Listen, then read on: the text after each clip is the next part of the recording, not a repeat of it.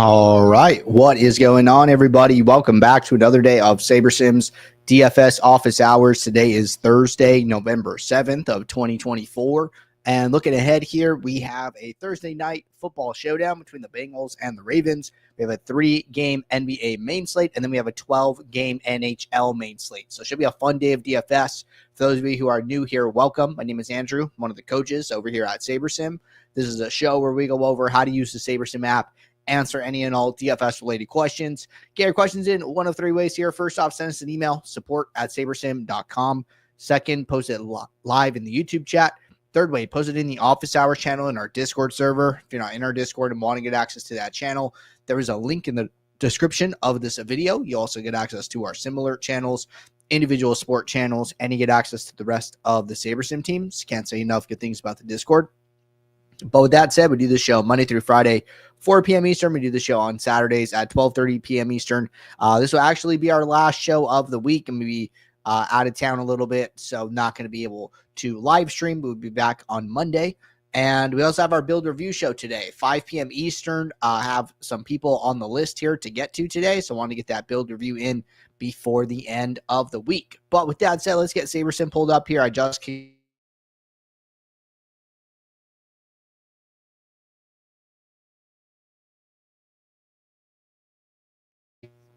questions that came in the Discord first, and then we'll jump over to the live YouTube chat. So first question here, could you possibly go into detail on how I should approach NBA late swap with the starter plan? How many builds / swaps and uniques should I be looking to do? Thank you. Okay, for sure.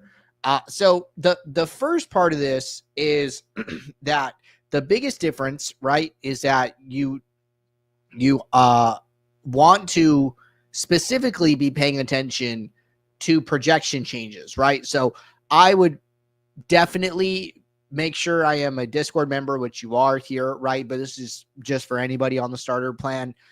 And I would actually do one of two things, or probably both. One is make sure I'm in the Discord, checking the NBA lineup alert channel from time to time, noting any significant projection changes. Those significant projection changes are going to tell you when it is a good time to swap or not, right? So if, today's a bad example, all the games start at the same time.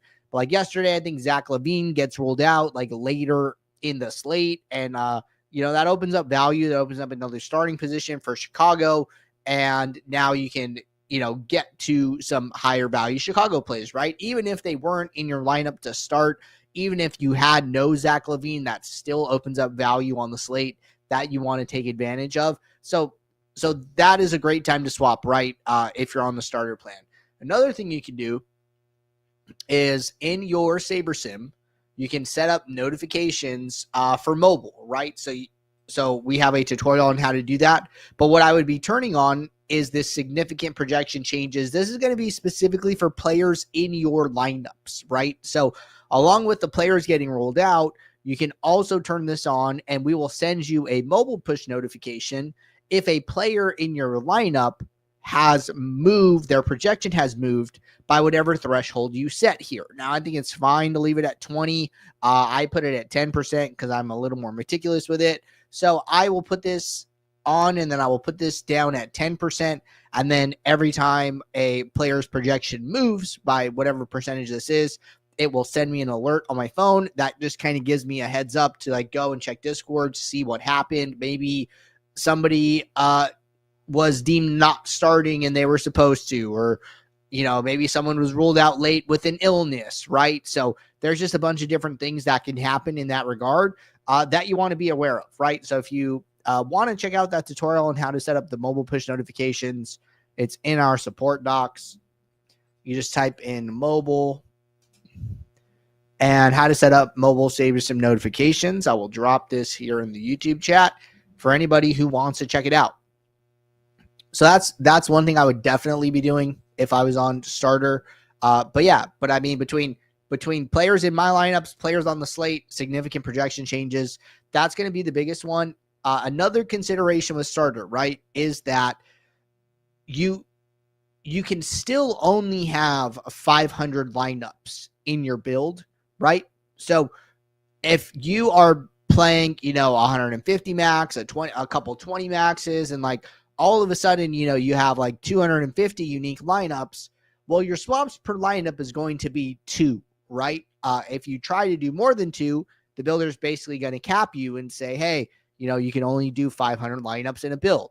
So if you want to, you can do multiple builds for multiple contests to get more swaps per lineup in, right? That's another option you have. I would take what you can get in one build and then potentially do more if you have extra time. But I would just kind of always have this like one build with all of your contests as like a safety net where it's like, okay, if I'm in a time crunch and I need to get this all done or the news comes out super late, I can do it all together, but I also have other builds and options to break it out if time allows, right? So that's another thing that I would also be considering if I was late swapping on starter. All right, next question. Is there a way to apply filters and multiple sorts in the app for lineups? Say I wanted to sort by dupes and ROI while filtering out lineups below a certain ROI threshold, or do I have to download the pool and sort that way? Good question. You can only sort by one metric at a time in SaberSim, the way it is at the moment.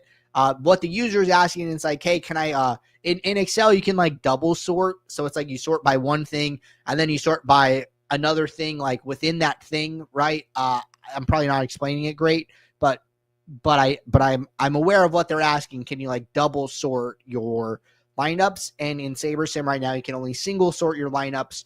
So for instance, like if you had, 5 lineups that are all 2 dupes, you could sort them all by 2, but then you could sort them within 2 by ROI. So like that's kind of what they're asking. But you would have to download it and do this outside of SaberSim if that's what you're trying to do. All right, next question here in the YouTube chat. A question I had was, why should I use uniques now if it just tanks my ROI most of the time? So good question, right? There is definitely a tipping off point that you need to be aware of, but you should be able to get to some amount of diversification without your ROI falling off a cliff. And this is like what we talk about regularly here. So, let's go and set up a contest sim. I already ran these 5,000 lineups. And we'll just set it for whatever the top contest is here. We'll just create one real quick. And this is effectively our build demo today. So I already built my lineups, 2 small adjustments to projections, default settings, no filters, no rules. Small 3-game slate here, right? So kind of want to leave things open. Lineups ran, kicked our contest sim, right? So we already have an average projection aggregate metric. I'm going to set up this contest sim one as soon as this finishes. Okay, we got the contest sim aggregate metric, sorting by the right sorting metric, all set here, right? So you probably will see this more on like a 3-game slate as opposed.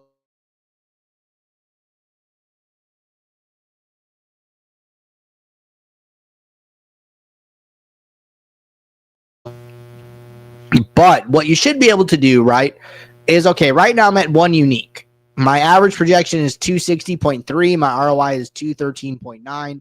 If I go to 2 uniques,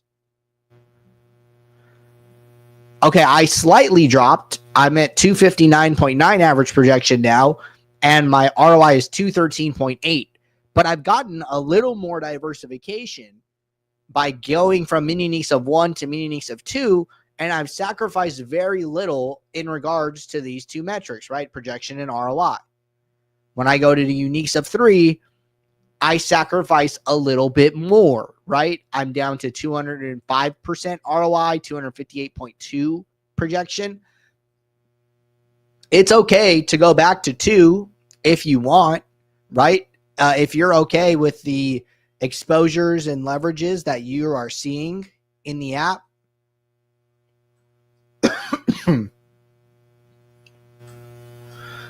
But maybe you like your exposures and leverages more at 3, right? And you don't have to sacrifice that much. I mean, yeah, we sacrificed like another 1.5 in projection. Like maybe that's too much for you, but we only sacrificed like 8% ROI. So I think 2 is fine, but I definitely think 2 is better than 1, right? So, when we go from back to 1 unique, we sacrificed like 0.3 points in average projection and 0.1% ROI to get from 1 to 2. So I agree that there's definitely a tipping off point. Like I would definitely not go to 4. 4 is going to be like probably way too much, right? Like mini uniques of 4, our ROI is all the way down at 164%. But at mini uniques of 3, right, it was at 205. Like, hey, 205 is not that much for the diversification that you get, right? So just important to remember that you're trying to strike a balance between these things. You shouldn't be trying to max out your mini uniques and watching your ROI and projection fall off a cliff. So try and find that happy medium where everything looks good to you, feels good to you, and roll with that. Jimmy said, for today's NBA, is Geomean a good idea to use because there are only 3 games? I would say, yeah. I've looked at some of these contests in the past in Contest Flashback, and I think that, duplication is very important. And I'd say NBA slates, 2 games, 3 games, 4 games, right? I think we've even seen some duplication on slates with more games than that. But yeah, I think Geomean is definitely in play for a 3-game slate. The more you need to consider duplication, the more, you should consider using geometric mean or taking measures to account for duplication in your process. Aggie said, if I have a core of players and I late swap, that removes the exposures I have set. If they haven't played, should I lock players I want to keep? What I would probably do is just set a rule. I would just go into the rules, go to group manual, and then include the players, right? Like say my core is, excuse me, Giannis. I don't know who else. I think Mark Cannon's out today. Maybe not. Clarkson and like Chris Paul, right? Like 3 different players. And I click save. I'm going to change this to use at least 3. I would save this rule. And then when I go to late swap, I would make sure to use the clone option. So when you're in late swap, excuse me. I don't have any water. When you are in late swap, you're going to have an option. Let's see if we can find it real quick. I do want to show this. All right, so I did this swap demo for the Monday to Thursday NFL slate. So let's say I want to open up another late swap, right? When I come in here, in this swap method down on the bottom, I can change this. I'll just remove the question here.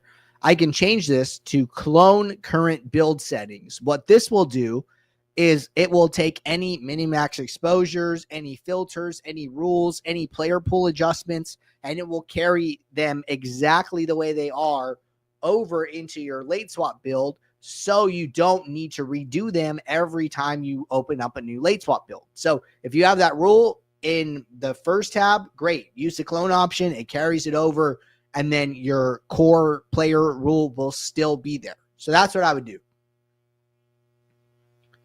It looks like Aggie was not aware of that option. So glad we were able to talk about that and help you figure that one out.